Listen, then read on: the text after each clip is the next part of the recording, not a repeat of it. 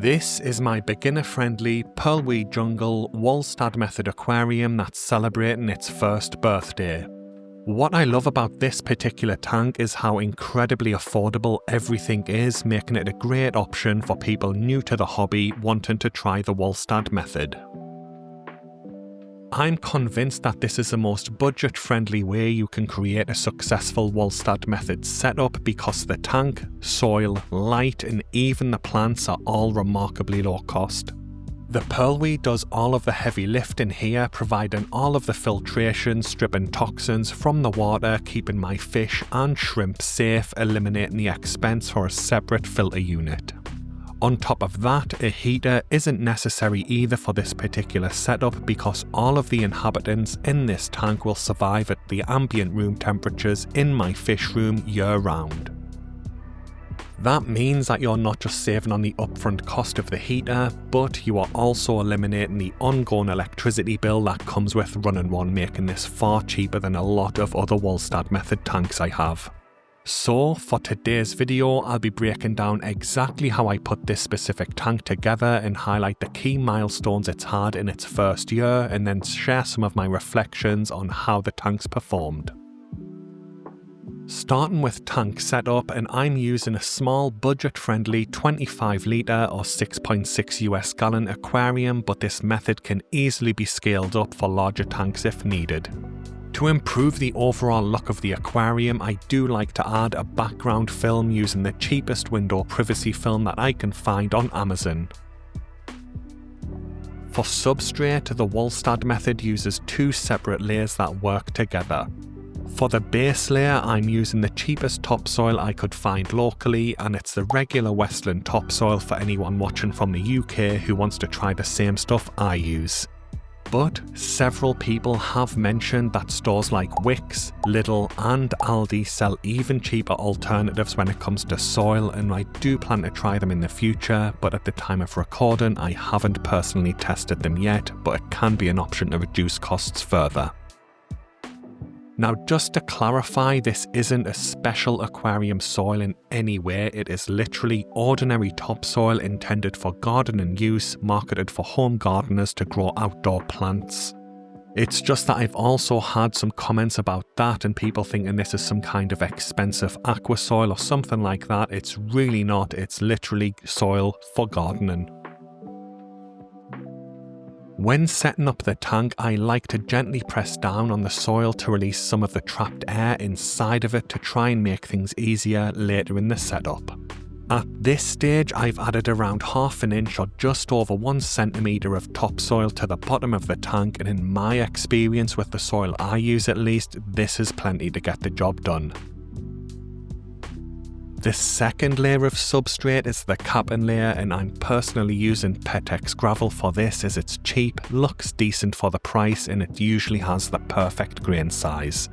But I do want to point out that Petex sell all of their different products in the exact same packaging regardless of the grain size, and while I have successfully used both of their black gravel substrate options, I do prefer the smaller one with the 2mm grain size.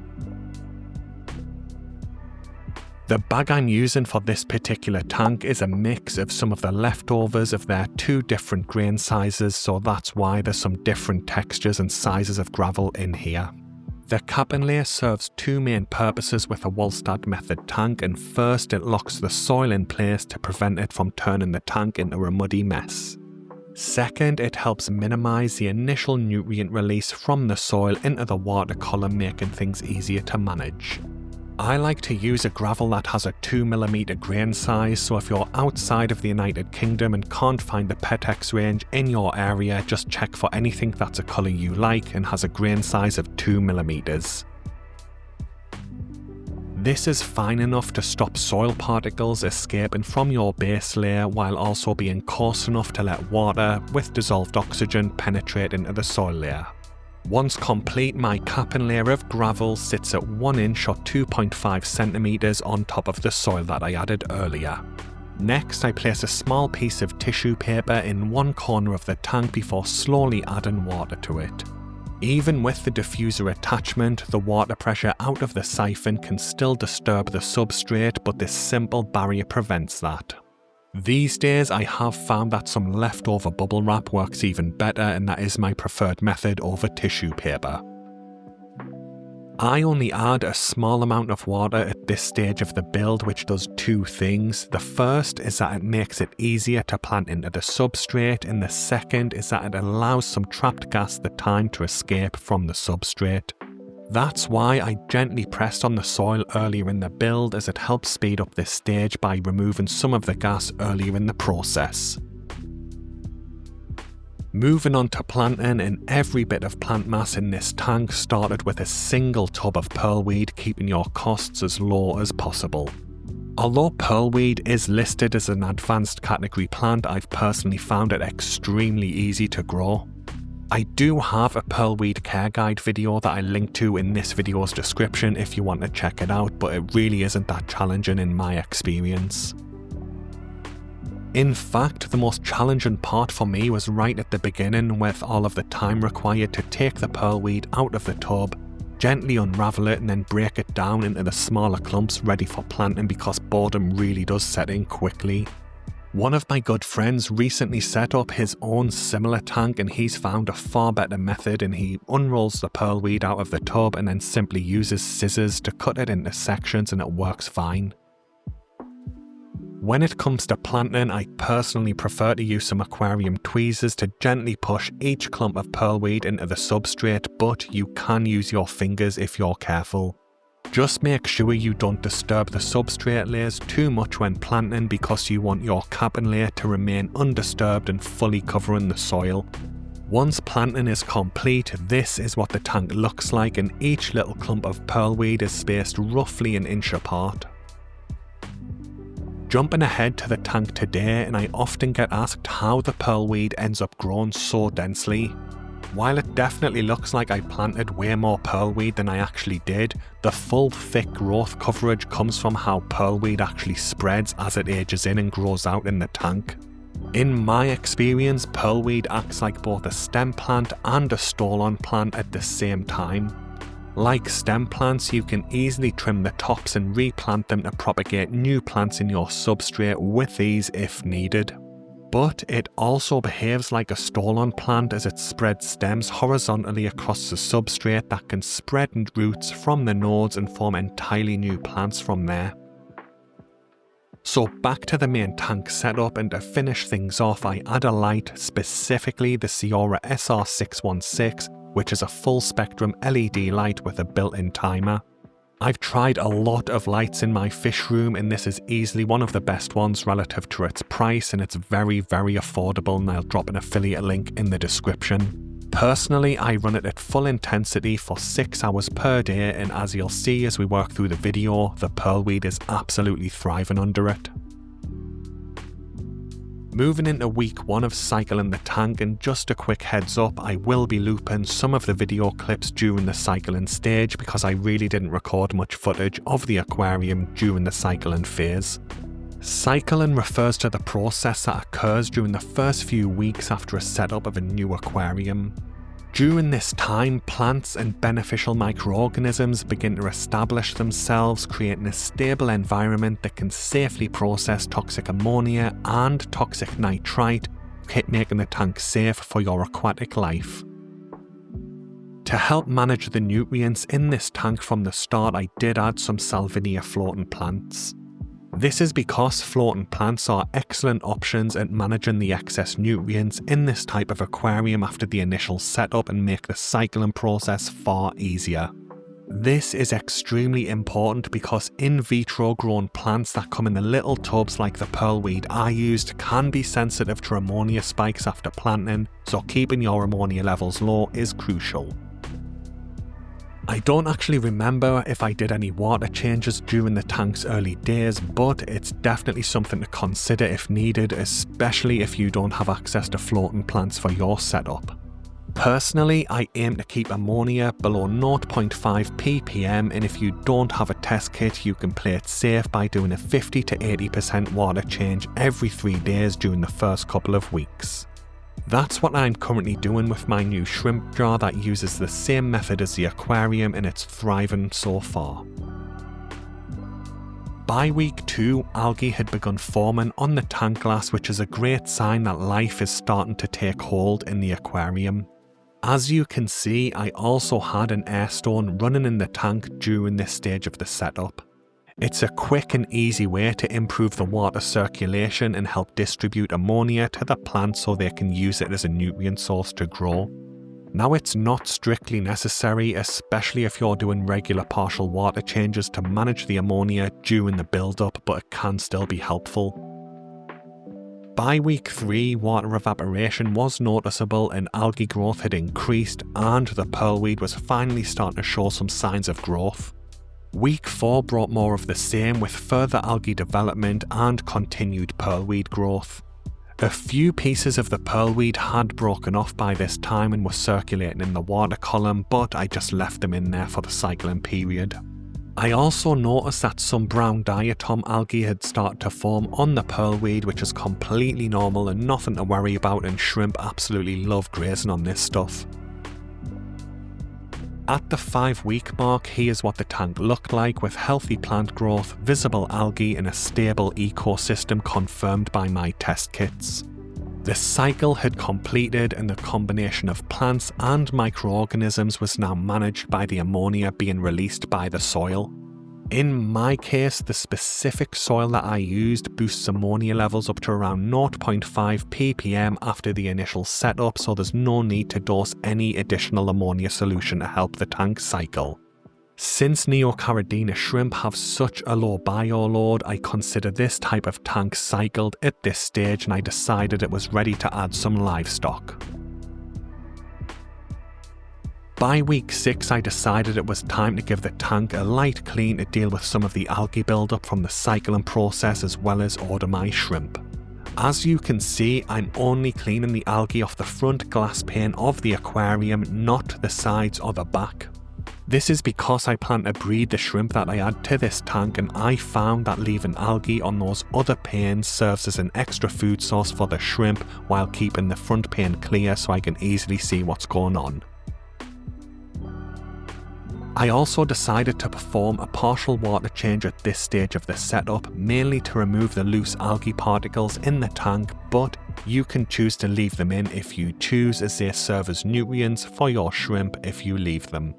There's also a very small chance that the copper levels in the water could still be elevated like in some new tanks, and this could potentially be harmful to the shrimp, so a water change just helps remove that risk. This copper issue is not a long-term issue and it usually dissipates after a couple of weeks, but personally I'd rather be safe than sorry and just try and get rid of it. After refilling the tank, I added some tap water conditioner along with some shrimp mineral salts that I was using on and off last year to boost the calcium and magnesium levels, which are important for healthy molting, but I didn't use it all year. Then I ordered my shrimp from Best Aquarium Shrimp UK, which has consistently been the best vendor for shrimp that I've personally found here in the United Kingdom. They are at the other end of the country to me, so shipping did take a couple of days, and I think I added the shrimp to the tank at the end of week 6 or maybe the start of week 7. Unfortunately, I didn't record any landscape footage of adding the shrimp to the tank, but I did document it all in a YouTube short, which I link in the video description if you want to check it out.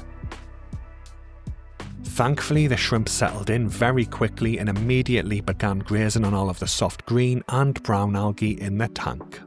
Thanks to the elevated nutrient levels in this type of tank during the cycling process, biofilm will have also covered all of the surfaces like the tank glass, the substrate and the pearlweed, so it's basically an all-you-can-eat buffet for the shrimp.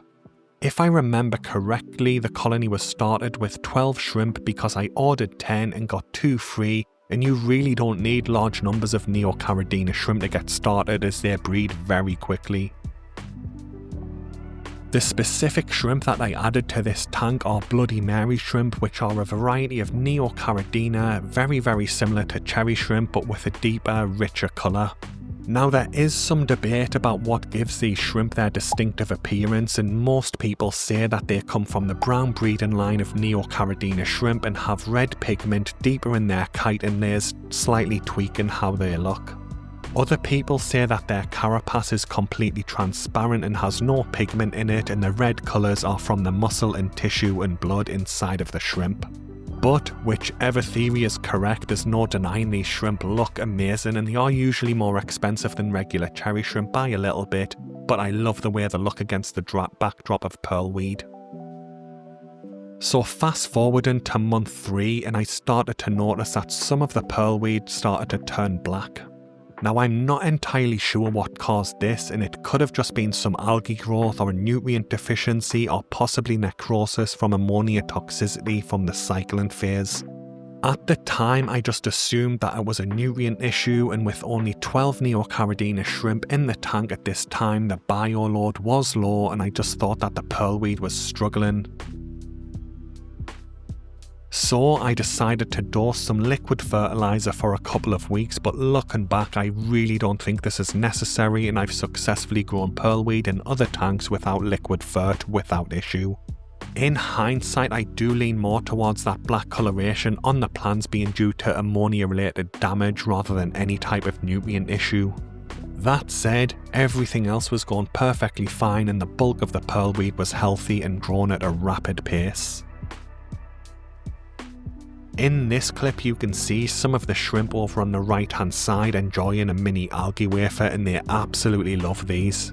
I used 2 main foods as a staple for this tank, and the first one is Hikari mini algae wafers and the second is Fluval Bug Bites green formula, and both have worked very well. As a general rule, I feed about 1/4 of a mini algae wafer or 1 Fluval Bug Bites green label pellet per 10 adult shrimp in the tank, and you can tweak this based on your tank size and shrimp population. I've also fed them snowflake food, dried leaves and other products without any issue, and in my experience Neocaridina shrimp will pretty much eat anything and they are not picky eaters. I also try to give them some defrosted frozen bloodworms at least twice a week because they absolutely love them, and that serves as a treat. But the point is that this is easily enough to give your Neocaridina shrimp all of the nutrition they require, and then in turn, their waste provides natural fertilizer for the pearlweed to grow, keeping the whole system in balance.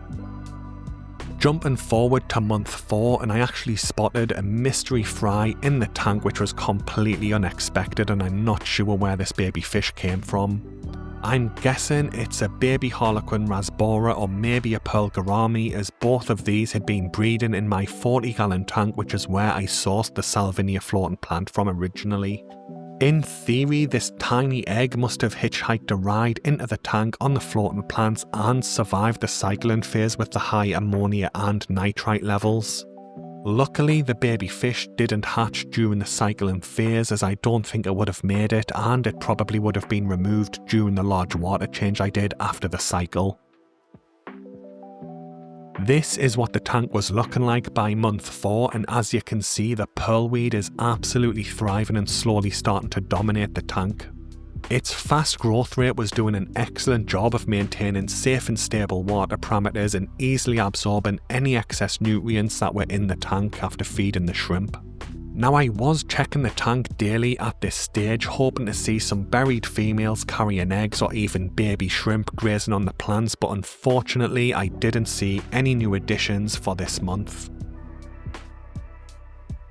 What made this even stranger was that my cherry shrimp colonies and yellow Neocaridina colonies were all breeding well without issue, and lots of babies were appearing in their tanks.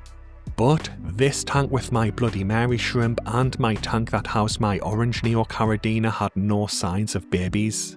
Then about a week later I realised the problem, at least with the orange Neocaridina colony, because I realised that all of the shrimp in there were saddled, meaning that it's a visual sign that they are carrying eggs in their ovaries, confirming that they are all female.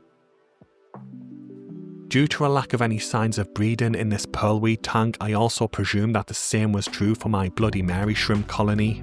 So I decided to pick up a few additional shrimp for each of the 2 colonies from my breeder, and I specifically requested they include male shrimp. Thankfully this does seem to have worked, because towards the end of the month I spotted one of the female Bloody Mary shrimp carrying some eggs, confirming that the colony was finally on the path to breeding. So jumping forward to month 5, and this is what the tank was looking like at this stage of the build. I did notice that my test kit was consistently showing that the tank had 0 ppm ammonia, nitrite and nitrate, suggesting that there might be a nutrient deficiency with nitrogen in the tank. So with such a low level of nitrogen being detected, I decided to remove the Salvinia floating plants because I felt the pearlweed was established enough to manage the water parameters by itself, and I hoped the extra nitrogen would fuel its growth. You can also see that some of the pearlweed stems in this clip had started to spread horizontally across the substrate, and this is where things really start taking off. As those stems creep along the substrate, they start to send out shoots from the nodes, creating brand new stems that repeat this process over and over and over. On top of this, the pearlweed had regularly started pearling in the tank, meaning that I was photosynthesizing so quickly that tiny oxygen bubbles were being released from the plant. This is a fantastic sign in filterless Walstad Method tanks like this one, as it means that the plant is growing at a rapid pace and using up a lot of the excess nutrients and potential toxins to support its growth. I was still on the lookout for any baby shrimp, and while I did spot a few extra females carrying eggs during this month, there was no visible babies in the tank. And by the end of the month, this is what the pearlweed was looking like, and I do think that removing the floating plants to give the extra nitrogen they were using to the pearlweed helped make the difference. So moving forward to month 6, and I finally spotted 2 baby Bloody Mary shrimp in the tank when I went to feed the tank for the day. Then a moment later I noticed another one lower in the tank, confirming that at least one of the females had successfully produced offspring. Over the next couple of weeks, more and more baby shrimp started appearing in the tank, which is always an exciting milestone, as it's a clear sign the colony has reached the breeding stage and is thriving. And this is what the pearlweed was looking like at this point of the build, and its dense growth provides plenty of grazing surfaces that are covered in algae and biofilm, giving the baby shrimp a steady food supply without the adults being able to push them away from food. As the temperatures began to drop, and with this tank being unheated, I did decide it was a good time to move the mystery baby fish that I mentioned earlier in the video over to my heated 40-gallon tank. I'm pretty confident that this was a Harlequin rasbora, and I suspect that it hid amongst the plants towards the rear of the 40-gallon tank before growing large enough to rejoin the school with the rest of the Harlequins in that tank. So moving on to month 7, and the shrimp population in the tank was steadily increasing, and the pearlweed was continuing to grow rapidly even though the temperatures had started to drop, and I decided that it was a good time to increase the bioload in the tank. I was still feeding the usual staples of either fluval bug bites or a mini algae wafer per day, but I did start to add some snowflake food as a supplement. Throughout this ramp up phase for the bioload in the tank, I did keep a close eye on the water parameters to make sure everything remained stable. Thankfully, the ammonia and nitrite stayed at 0 ppm while the nitrate levels hovered around 10 ppm, which is right where I like everything. Unlike ammonia and nitrite, nitrate isn't nearly as toxic, and I basically see it as plant food in this type of aquarium that supports healthy plant growth. At this stage of the build, the tank was still dedicated to keeping shrimp, so I didn't need to leave any open swim space for the fish, so I left the pearlweed to just grow naturally uncontrolled. As the plant mass started to increase in the tank, so did the available grazing surface areas for the shrimp, helping to support the colony. Combining this with the higher food levels that I was also adding to the shrimp, the healthy colony just kept breeding even though the weather was starting to cool down. It's worth noting that I didn't do any type of line management in this shrimp colony, so the lower grade individual shrimp with weaker coloration were left in the tank to breed with the higher grade shrimp. This does lower the quality of the shrimp in the tank, but with this type of setup this is a weakness because there's just so many hiding spots that line management becomes difficult. It was around this time that I noticed there was no detritus buildup on the substrate like in some other aquariums. I often see this with my Walstad Method aquariums, and I honestly think it's because the waste-eating bacteria start to break down the shrimp waste very efficiently, so there's no visible detritus in the tank. So moving on to month 8, and this one happened to fall in December, and by this point the colder ambient temperatures had definitely set in. Keep in mind that this tank doesn't have a heater, but that's not a problem for this specific setup. My fish room bottoms out at around 18 degrees Celsius or 64 degrees Fahrenheit through the winter months, which is well within the safe ranges for everything in this aquarium. Now I was curious to see how the pearlweed would perform in a setup that's both filterless and heaterless, and surprisingly it kept growing.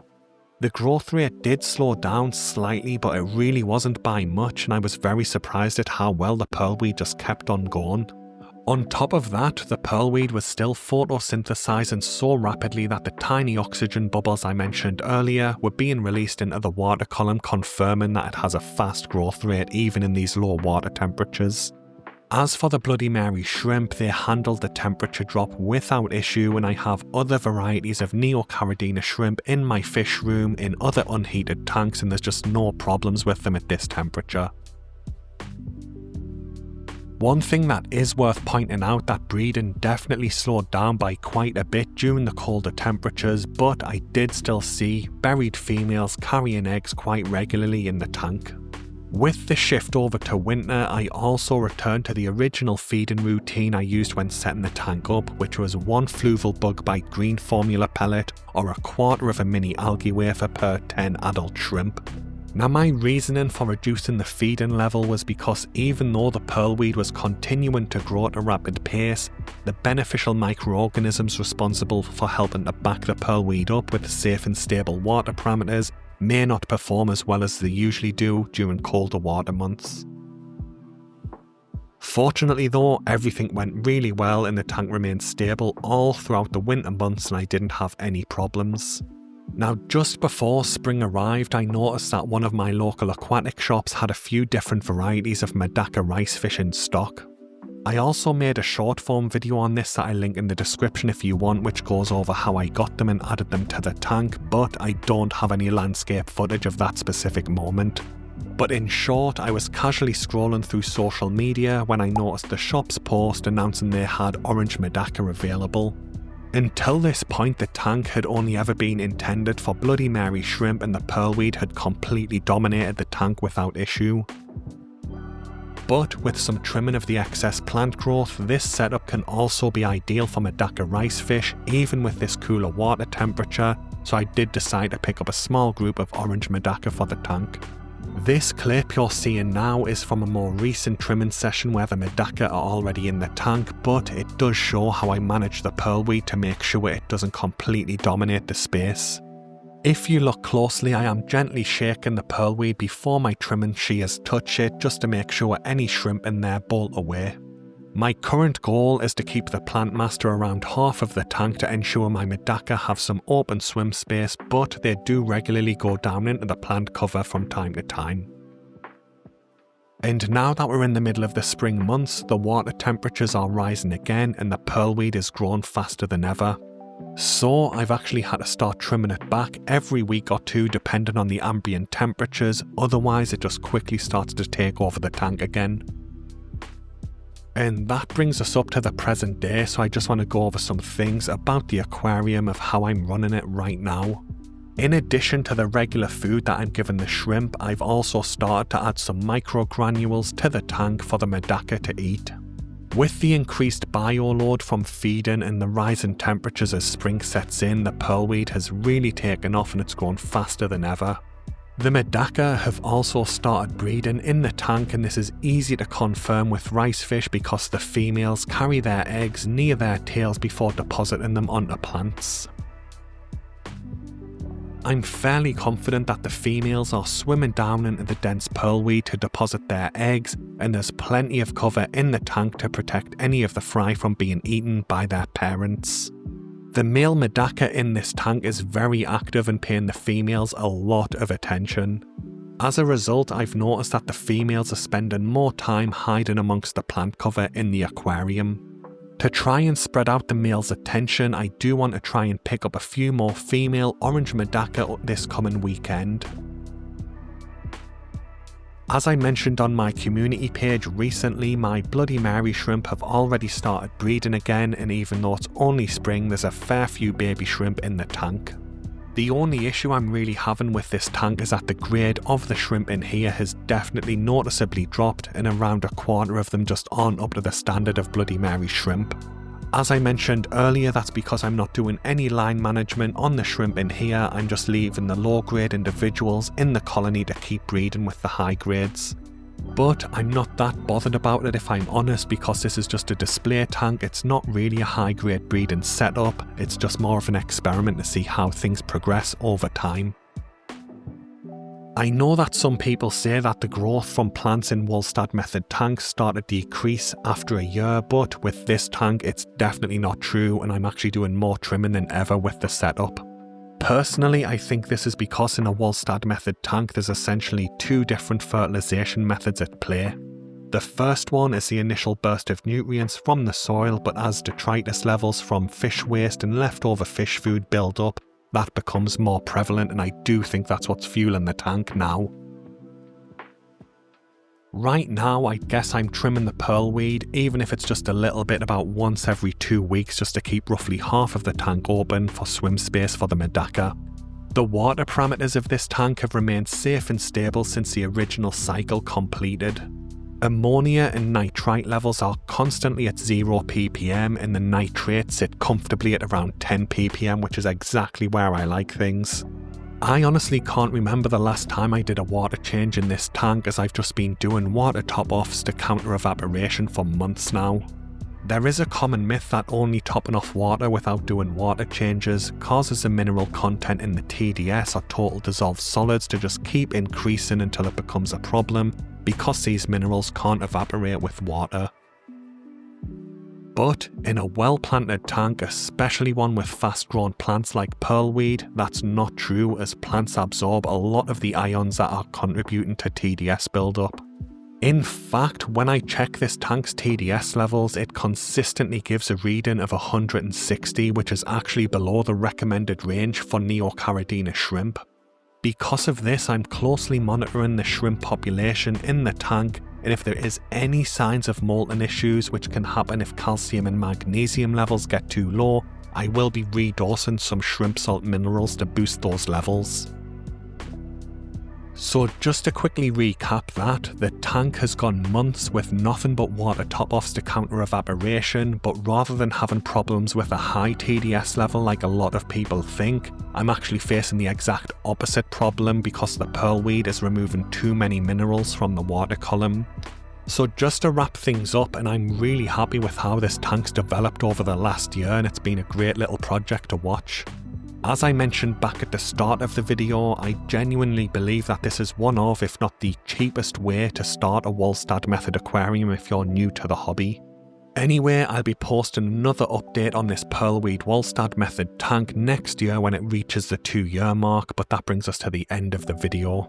Thanks for watching guys, especially if you made it to the end. I hope you found it helpful, and best of luck with your own Walstad Method aquariums.